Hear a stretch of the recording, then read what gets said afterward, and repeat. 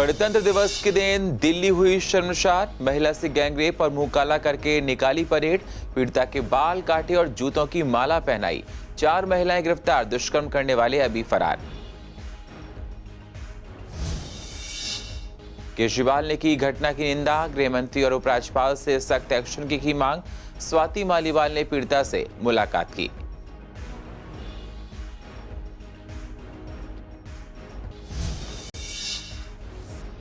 दिल्ली सरकार ने हटाई कुछ कोरोना पाबंदियां। वीकेंड कर्फ्यू और इवन हटाने का लिया फैसला। व्यापारियों और लोगों में देखी जा रही है खुशी।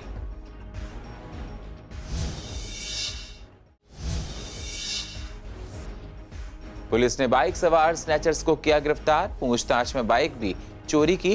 पुलिस ने 2 बाइक और 6 मोबाइल किए बरामद।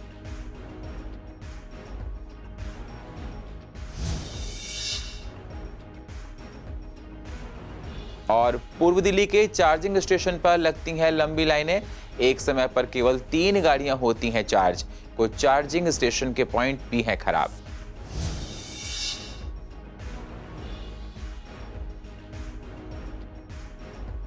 नमस्कार, स्वागत है आप सभी का पूर्व दिल्ली खास में। मैं हूं आपके साथ सुनील चौहान। अब होते हैं रूबरू पूर्व दिल्ली की अहम खबरों के साथ। शाहदरा के कस्तूरबा नगर इलाके में गणतंत्र दिवस के दिन एक ऐसी घिनौनी घटना घटी जिसने देश की राजधानी को एक बार फिर से शर्मसार कर दिया है। मानवता को शर्मिंदा करने वाली इस घटना में पुलिस ने मामले में 4 महिलाओं को गिरफ्तार कर लिया है और पूछताछ कर रही है। पुलिस के मुताबिक कस्तूरबा नगर में आपसी दुश्मनी की वजह से एक महिला को अगवा कर उससे के साथ गैंगरेप करवाया गया। उसके बाद महिला के बाल काटे गए और फिर उसके मुंह पर कालीक पोतकर उसे घुमाया भी गया। कहा गया है कि दुष्कर्म के बाद आरोपियों ने उसके बाल काटे, फिर उसे जूतों की माला पहनाकर सड़कों पर घुमाया। इस दौरान स्थानीय लोगों ने इस घटना को रोकने के बजाय आरोपियों का खूब उत्साह बढ़ाया। 20 साल की महिला कस्तूरबा नगर इलाके की रहने वाली है। उसकी दोस्ती कुछ साल पहले एक लड़के से हो गई। इसकी खबर लड़की के परिवार वालों को हो गई। पीड़िता जब 16 वर्ष की ही थी तो उसके घर वालों ने उसकी शादी कहीं और करा दी। पिछले साल नवंबर महीने में 16 साल के उस लड़के ने ट्रेन के आगे कूदकर जान दे दी थी। उसकी मौत के बाद से ही लड़के का परिवार इस लड़की को बेटे की मौत का जिम्मेदार मान रहा था। लड़के के परिवार तब से ही पीड़िता को अलग अलग तरह से परेशान कर रहा था। तभी महिला अपने पति के साथ जाकर कड़कड़डूमा गांव में गुप्त तरीके से रहने लगी। मंगलवार को पीड़िता की बहन अपने घर से बहन के घर के लिए निकली तो आरोपी परिवार की 4 महिलाएं और एक पुरुष उसके पीछे लग गए। बहन जब पीड़िता के घर पहुंची तो उन 5 लोगों ने उसे अगवा कर लिया और कस्तूरबा नगर ले गए। आरोप लगाया गया है कि यहां लाकर पहले तो 2 नाबालिगों और एक व्यक्ति के साथ पीड़िता का गैंग रेप करवाया गया। गैंग रेप के दौरान उसके साथ बर्बरता भी की गई और इन आरोपी महिलाओं ने यह सब कराया है। उसके बाद पीड़िता की पिटाई की गई, उसके बाल काटे गए और मुंह भी काला करके और जूतियों की माला पहनाकर इलाके में उसको घुमाया गया। हैरानी की बात यह है कि सारा घटनाक्रम काफी देर तक चलता रहा, लेकिन पुलिस को खबर तक नहीं लगी। बाद में जब पीड़िता के पति को पता चला तो उसने थाने में रिपोर्ट दर्ज कराई, जिसके बाद पुलिस ने मामला दर्ज कर 4 महिलाओं को गिरफ्तार किया है और 2 महिलाओं को हिरासत में लिया गया है। वहीं पीड़िता के साथ दुष्कर्म करने वाले सारे आरोपी अभी फरार चल रहे हैं। पुलिस का कहना है कि मामले की जांच की जा रही है। लड़का है यहाँ पे, वो उसके पीछे पड़ा हुआ था, शादीशुदा लड़की के पीछे। उसको कंपेल करता था कि मेरे से बात कर, मेरे साथ घूमने चल, मेरे साथ शादी कर, ये कर वो कर, बाल बच्चेदार को। तो उससे परेशान थी लड़की। तो वो अपनी गलतियों से शराब भी पीता था लड़का, वो गांजा भी पीता था। सुसाइड किया था। लड़के ने पी पा के निकल गया घर से लड़ाई करके कि मैं इस लड़की से शादी करूंगा, मैं लड़की को भगा के ले जाऊंगा। ये गलत विचार करते थे उसके। लड़की की मौसी आई थी पता करने के लिए मेरा। अब मैं परेशान रहता हूँ, चल फिर नहीं सकता। उसको मारने कूदने लग गए, उसको बहुत बुरी तरह बेचारी को मारा। मौसी है कि सर जो लड़का मारा ना, तो ये लोग मतलब मेरे ही पीछे लगे हुए थे मुझे भी बहुत मार पिटाई करी है इन्होंने, मेरा काम छुड़वा दिया। हमारा एक ही सहारा था ऑटो, इन्होंने वो भी जला दिया था। अच्छा। हाँ, तो ये मतलब जहाँ मैं जाती थी वहाँ मेरे पीछे पीछे आ जाते थे ये लोग। आने के बाद फिर ये लोग क्या नाम, मैं अपनी बहन को कल गेहूँ देने जा रही थी, तो गेहूँ देने जाती ये लोग पीछे आए, कब आए वो मुझे बिल्कुल नहीं पता। मैंने वहाँ पर मैं गई, पहुँची, मैंने अपनी सिस्टर को फ़ोन किया, मैंने कहा मैं गेहूँ देने आई हूँ, तुम नीचे उतर जाओ। तो वो नीचे उतरी तो उन्हें गेहूँ ली भी नहीं, उसको पकड़ लिया और मुझे कन्फर्म भी नहीं था कि हाँ अभी ये लोग मेरे पीछे हैं। किसने प्रीति ने पकड़ा था। प्रीति कौन है ये? प्रीति ये जो लड़का मतलब स्पैरो है उनकी मौसी है। कि इन लोगों ने मेरी बहन को डराया, ना यहाँ पर रहने दिया ना ही सीमापुरी, तो मेरी बहन डर के मारे पहले सीमापुरी रह रही थी, दूसरी हाँ, जगह कहाँ? दूसरी जगह कड़कड़डूमा रह रही थी। कड़कड़डूमा गाँव। हाँ, तो वहाँ पर ही इन्होंने हमला बोल दिया। मतलब मुझे पता भी नहीं था कि ये लोग मेरे पीछे हैं। जो घुमाया है वो अपने नगर में, यहीं पे कस्बा नगर में घुमाया गया। यहाँ पे घुमाया। हाँ जी सर। माहौल जी बहुत ख़राब चल रहा है यहाँ पे। ज़्यादातर 2 नंबर का काम ज़्यादा होता है। क्या पुलिस की गश्त यहाँ लगती नहीं थी पहले? पुलिस की गश्त नहीं लगती थी, पुलिस की गश्त। और वो जो करते हैं 2 नंबर का काम, वो पैसा भरते हैं। जी मुझे चाकू की धमकी दी, मैं ब्लाइंड हूँ, मेरे शरीर पे टच नहीं हुआ था चाकू, तो मुझे धमकी दी। मैंने समझा चाकू होगा इनके हाथ में, तो मेरे को धमकी दी, भाई लड़की कहाँ गई है आपकी? मैं कहा लड़की मुझे नहीं पता। तो लड़की फिर मैं इनके डर के मारे चला गया इनके साथ, भाई मुझे मार देंगे ये, इन्होंने धमकी दी मेरे को। तो मेरे को ऑटो में बिठा के ये कुछ लेडीज़, कुछ 2 लड़के थे और मेरे को लेके चले गए। लड़की का पीछा किया गया। Today, an unfortunate incident of abduction, physical and sexual assault of woman over previous enmity reported in Shadra district. Case has been registered. 4 accused person has been apprehended. Team is deputed to nab the other involved in this case. Victim is being provided all possible help. अवैध शराब बेचने वाले लोग दिल्ली की एक लड़की 20 साल की लड़की को उसी के घर से उठाकर लेकर गए। कस्तूरबा नगर के एक घर में ले जाकर 3 लोगों ने उसके साथ गैंगरेप किया और उस वक्त उस घर में बहुत सारी औरतें खड़ी थी जो कि उन लड़कों को और उकसा रही थी कि और बुरी तरीके से गैंगरेप किया जाए। इस लड़की का सर के बाल काटकर उसको गंजा कर दिया गया, उसको चप्पल की माला उसके ऊपर लगाई गई और उसके बाद उसके पूरे मुंह को काला करके बहुत बुरी तरीके से मार पीट कर उस लड़की को पूरे इलाके में 1 घंटे तक घुमाया गया।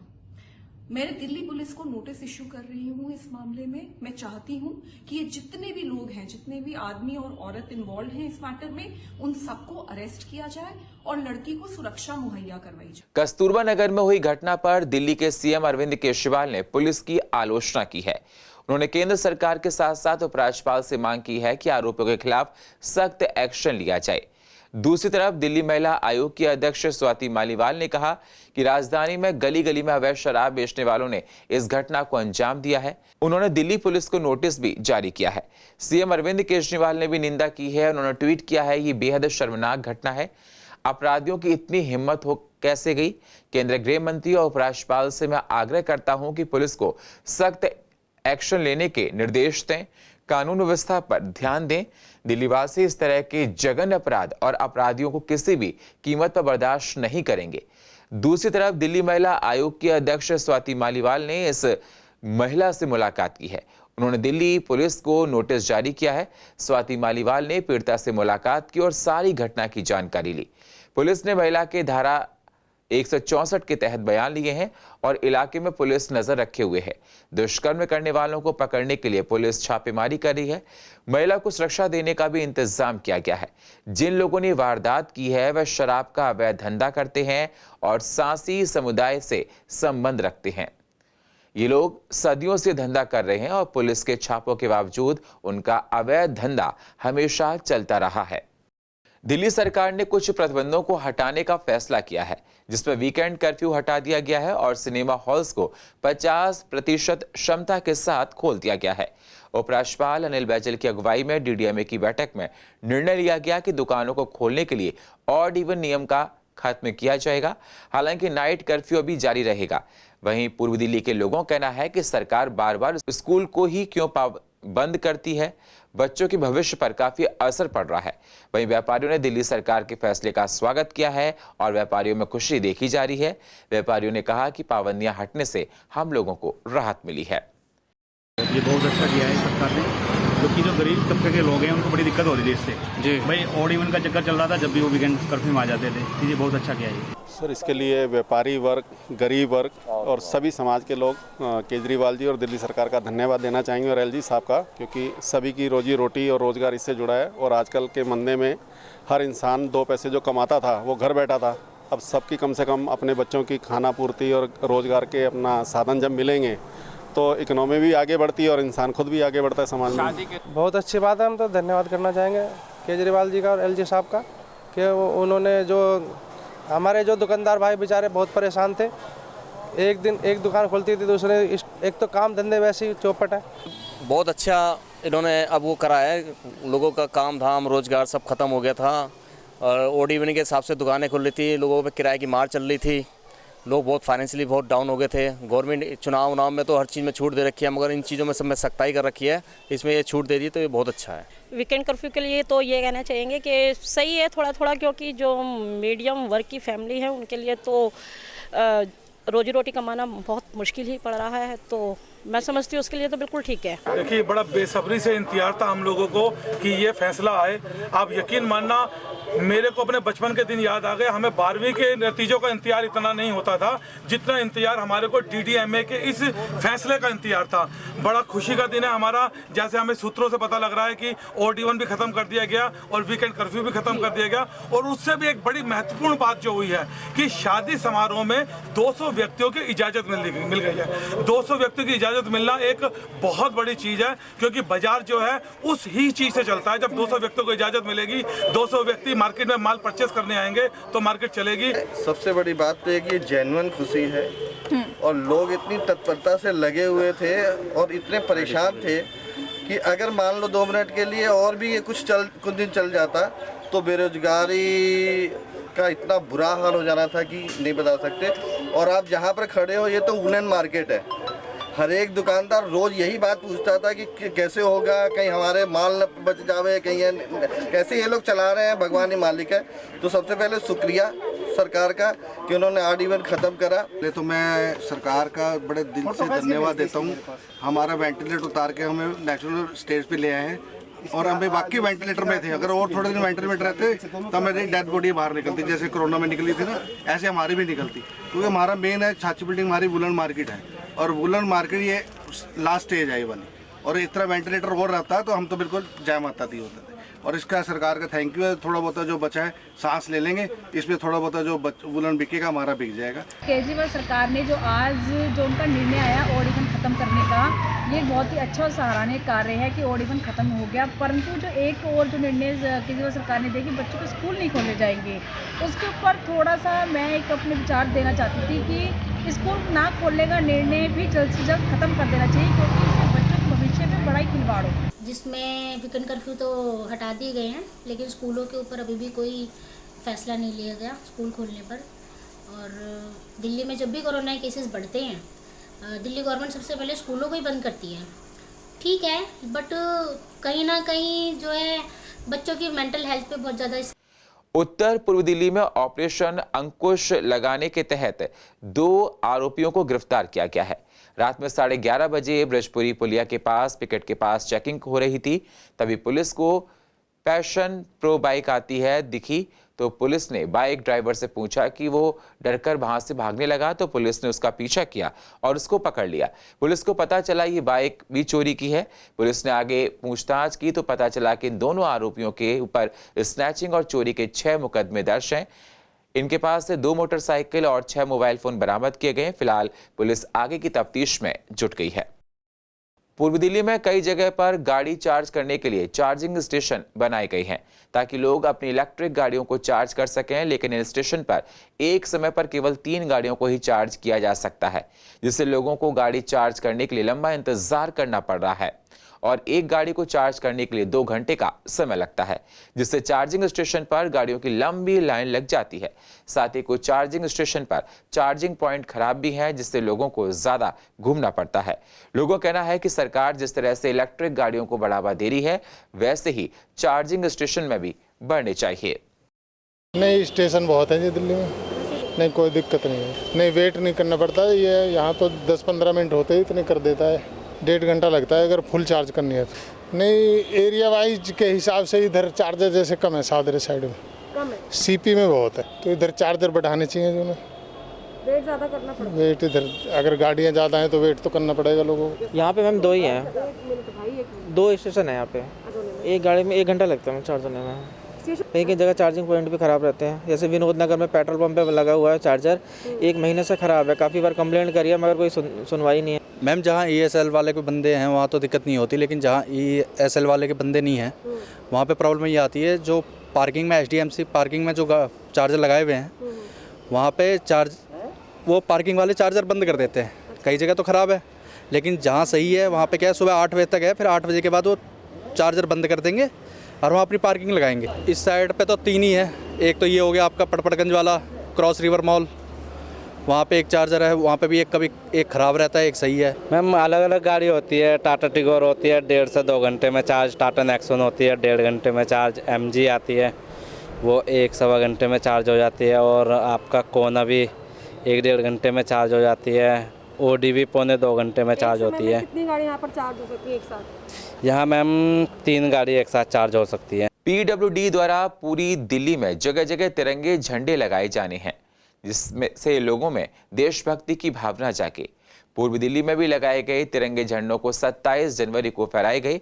फिलहाल पूर्व दिल्ली में मयूर विहार, लक्ष्मी नगर, विनोद नगर, पटपड़गंज, अक्षरधाम, खिचड़ीपुर और अप्सरा बॉर्डर पर इन झंडों को फहराया गया। आप नेताओं और कार्यकर्ताओं का कहना है कि इससे देशभक्ति की भावना जागेगी और जहां पर लोगों की भीड़ होती है वहां पर ये झंडे फहराए जा रहे हैं। 75 जो झंडे हैं ये हमारी देश की आज़ादी के हर एक साल को डिनोट करते हैं, और 75 प्राइम लोकेशंस पे जहाँ पे लोग इकट्ठे होते हैं दिल्ली में, जहाँ भीड़ होती है, जहाँ पे लोग काफ़ी मात्रा में इकट्ठे होते हैं, ऐसी जगहों पे जहाँ पे विजिबिलिटी भी ज़्यादा होती है वहाँ पे ये फहराए जा रहे हैं। आज 5 जगहों पे ये झंडे, मतलब 115 फीट ऊंचे झंडे लगाए थे। उसी प्रकार इस बार आज हमने 75 जगह पर ये इतने ऊंचे झंडे आज दोबारा हमने लगाए हैं, फहराए हैं, और इसी कड़ी में आने वाले 15 अगस्त तक 500 दिल्ली में 500 जगह पर इस तरह के 115 फीट ऊंचे झंडे फहराए जाएंगे। ये जो 75 झंडे लगाए गए हैं, केजरीवाल सरकार ने जो निर्णय लिया है, ये बहुत बड़ा निर्णय है। लोग देशभक्ति की बातें करते हैं, लेकिन देशभक्ति जगाने के लिए, उत्साह पब्लिक में और बच्चों में जगाने के लिए कुछ तो हमें चाहिए। उसके लिए ये जो प्रोग्राम किया गया है 75 झंडे लगाने का, इससे बच्चों में और जनता में राष्ट्रभक्ति का, देशभक्ति का एक भावना जागेगी, जागृत होगी। और पूरी दिल्ली में लगाए जा रहे हैं और हर 500 मीटर पर लगाए जा रहे हैं। इस फ्लैग को लगाने का पर्पज़ एक ही है कि हर किसी भारतीय के मन में जो है अपने भारत की जो है अखंडता और एकता में विश्वास रखने के लिए इस तरह का फ्लैग लगाया जा रहा है कि जहां से लोग गुजरें इस फ्लैग को देखें तो उनको लगे कि हाँ, हम अपने देश के लिए कुछ हमें भी करना चाहिए। और ये जो फ्लैग लगाने का हमारा मकसद है, ये बच्चों में क्या बड़ों में भी एक देशभक्ति की भावना जागे, और साथ में अगर कोई गलत काम इसके नीचे से कोई गुजर के जा रहा है तो वो भी उसको सम्मान को देखते हुए, इस झंडे को देखते हुए अपनी चेंज कर सकता है इस चीज़ को, भावनाओं को, ताकि। और एक दूसरा ये हो गया, हर पार्टी ने अपनी देशभक्ति का अलग नजरिया रख दिया, तो ये एक देशभक्ति का भी प्रतीक है। पूर्व दिल्ली के प्रीत विहार के C ब्लॉक में बनी नर्सरी को डेवलप किया गया है, जिससे कि लोग यहां आकर सही दामों में पेड़ पौधे खरीद सकें।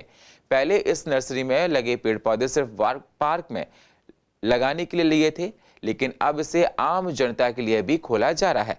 जो लोग भी पर्यावरण प्रेमी हैं या घर में ग्रीनरी देखना पसंद करते हैं, वो लोग यहाँ से पेड़ पौधे खरीद सकते हैं। नर्सरी की शुरुआत अभी 1 साल से की गई है, लेकिन अभी प्लांटेशन आने वाले हैं, जिसकी वजह से अभी थोड़ा काम डिले चल रहा है। हाँ, वो पेड़ सेल भी पौधे खरीदते भी हैं, कुछ जानकारी लेने आते हैं, उनके लिए सबको हम बताते हैं। नहीं जी, पहले सिर्फ यहाँ उनके लिए थी, ये अपने पार्कों के लिए, अपने पार्कों में जो प्लांट लगते थे उसके लिए थी। नहीं, खूब आते हैं हर तरह के पेड़ बुक से, पर पेड़ कम है, जैसे फूल नहीं आए फूलन की ज़्यादा बिक्री मारे जाते हैं, वैसे पेड़ को भी। सबसे ज़्यादा लोग कौन से पौधे लेने के लिए आते हैं? हैं जी सबसे ज़्यादा कौन से पौधे? सबसे ज़्यादा तो एरुकेरिया है, वैसे हैं फ्लॉक्स है, गुलाब है, जैसे लोगों को अच्छी सहूलियत मिलेगी। यहाँ पे आसपास के जितने भी एरिया के लोग हैं आते भी हैं, बिक भी रहा है थोड़ा बहुत, और यहाँ पे ख़रीदने के लिए भी आते हैं। और हम लोग और भी ज़्यादा से ज़्यादा वैरायटी के पौधे यहाँ पे लाने वाले हैं अभी कुछ टाइम। रेट बिल्कुल सरकारी रेट रहेंगे, जो भी हमारे DDA ने अप्रूव किए हैं वही लिस्ट, कोई बार्गेनिंग नहीं होगी, फिक्स रेट प्राइस है। पूर्व दिल्ली के विनोद नगर के पार्कों की हरियाली चली गई है। पार्कों को लोगों के घूमने फिरने के लिए बनाया जाता है, लेकिन MCD के पार्कों में माली नहीं होने की वजह से ना तो पौधों का रखरखाव किया जा रहा है और ना ही साफ सफाई होती है, जिससे हर जगह पार्क में गंदगी फैली हुई है और पानी भरा रहता है, जिससे कि लोगों को पार्क में टहलने में काफी दिक्कतें उठानी पड़ती हैं और इसी वजह से लोगों ने पार्कों में आना भी कम कर दिया है। घरियाली तो किसी मेरे गंद है, गंदे कुत्ता देखो, ये देखो पालतू कुत्ता ला रखे हैं लोगों ने, है मानते हैं नहीं, गंद मचाने। हरियाली तो दूर की बात, हरियाली तो आप लोग देख रहे हो। दिक्कत तो कोई नहीं होती है, हमने तो आते हैं थोड़ी देर बैठ के फिर चले जाते हैं, बस थोड़ी रहते हैं, बाकी तो कहाँ करते हैं। आजकल जो परमानेंट हो जाते हैं वो साफ सफाई कहाँ करते हैं लोग बात, ना घास फूस भी नहीं है, कुछ नहीं है। माली पता नहीं आता होगा है कि नहीं है, देखा नहीं है हमने। जब शाम का टाइम होता है तो यहाँ नशेड़ी लोग ये सब घूमते रहते हैं, उससे आम जनता को बहुत दिक्कत होती है। नहीं, माली तो नहीं, आज तक देखा नहीं मैंने। कभी कभी आते हैं कुछ लोग, ये गड्ढे उड्ढे खोद के चले जाते हैं। पूर्व दिल्ली की सफेदा बस्ती गीता कॉलोनी के लोगों के लिए अस्थायी टॉयलेट रखे गए थे, लेकिन अब उनको हटाकर वहां नए टॉयलेट का स्ट्रक्चर बनाया जा रहा है ताकि यहां के लोगों को कोई परेशानी ना हो, लेकिन इसको लेकर भी विवाद हो रहा है। स्थानीय पार्षद संदीप कपूर ने आरोप लगाया है कि टॉयलेट ज्यादा दिन नहीं चलेंगे क्योंकि मटेरियल खराब लगाया जा रहा है, केवल खाना पूर्ति की जा रही है। वहीं आप विधायक SK बग्गा ने कहा कि बीजेपी पार्षद खुद साफ सफाई का काम ठीक से नहीं कराते हैं और जो काम करते हैं उनके कामों में कमियां निकालते हैं। ये पिछले 4 साल से जो यहाँ जो सार्वजनिक शौचालय था और वो बंद पड़ा था, टेम्परेरी स्ट्रक्चर बाहर लगाए थे लाल से डब्बे, और अब जो है और उनका मोटा मोटा जो मैंने चेक किया उनका खर्चा 90,000 रुपये किराया था पर मंथ का, और ये लगातार 2.5-3 साल ये ऐसे ही पड़ा रहा। अब जाके जो है दिल्ली सरकार इसे पूरा जो ये शौचालय तोड़ के ये सारा स्ट्रक्चर बना रही है। ये सारा स्टील का स्ट्रक्चर है, ऊपर टीन भी आप देख रहे हो ये डाल दी है। अब क्योंकि ये बस्ती है यहाँ थोड़ा सा, और क्योंकि यहाँ बहुत ज़्यादा लोग रहते हैं, आसपास 2-2.5 हज़ार लोग रहते हैं जो इसे इस्तेमाल करेंगे। लेकिन ये जो दिल्ली सरकार का डिज़ाइन है अपनी तो समझ से बाहर है, और जबकि यहाँ अंदर एक ऐसा प्लांट भी लगना चाहिए था कि जो यहाँ जो वेस्ट निकलती है वो अंदर ही प्रोसेस होके और उसको पानी को रीयूज़ करना है, क्योंकि पूर्वी दिल्ली नगर निगम इस समय वो टेक्नोलॉजी ले आया है और हमारे 4 सार्वजनिक शौचालय जो 80 सीटर है वो बन चुके हैं। ऐसे नन नगरी के अंदर है और भी 3-4 जगह त्रिलोकपुरी में हमने बना दिए। उनका काम है आरोप लगाना, काम नहीं करना, ना तो सफाइयाँ होती हैं, बेड़ा घर कर रखा है बिल्कुल। ये जो टेम्परेरी बनाए हमने, परमानेंट गलत जो उसमें दिक्कत आ रही थी, छत चो रही थी, CM साहब आए थे यहाँ पर, वो परमानेंट बना रहे हैं। इनको शर्म आनी चाहिए कहते हुए। टेम्परेरी अगर नहीं बनाएंगे तो लोग कहाँ कैसे यूज़ करेंगे उसका। जब तक परमानेंट बन नहीं जाती, काम चल रहा है उसके ऊपर, इतना बढ़िया काम चल रहा है, मैं परसों भी होकर आया हूँ, इतना ठेकेदार जल्दी इसको ख़त्म करने वाला है। तो इनको बात करने से पहले सोचना चाहिए कि टेम्परेरी बनाए तो लोगों की सहूलत के लिए बनाए हमने, कि उनको दिक्कत ना हो। तो परमानेंट बनने जा रहे हैं, ये तो मानते परमानेंट बन रहे हैं, तो शर्म आनी चाहिए इनको ऐसे कहते हुए, कटाश करते हुए। अपना काम तो करते नहीं। इसलिए मैंने कल परसों भी गया वहाँ पे, इतनी गंदगी है, नालियाँ भरी पड़ी हैं, सफाई करते नहीं है बिल्कुल। और पूर्व दिल्ली की अधिक जानकारी के लिए आप YouTube पर जाकर CCN लाइव को सब्सक्राइब करें और फ्रेश अपडेट लेते रहें। और फिलहाल पूर्व दिल्ली खास में इतना ही। बाकी खबरों के लिए आप बने रहिए CCN के साथ। तब तक के लिए नमस्कार।